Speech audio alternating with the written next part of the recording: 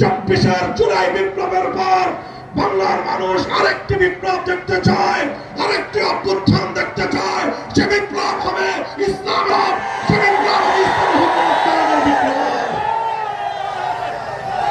আমি প্রস্তুত থাকবেন ইনশাআল্লাহ।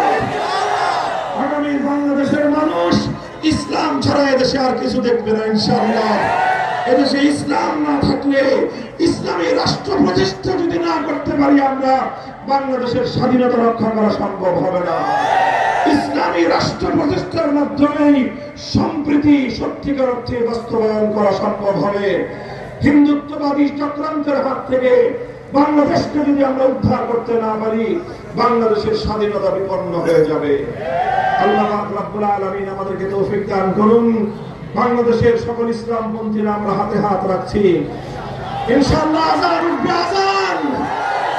এই আযান যখন উঠবে গোটা বাংলাদেশের 55,000 বর্গ মাইল থেকে সকল ধর্মকে সারা দেওয়ার জন্য প্রস্তুত থাকতে হবে ইনশাআল্লাহ।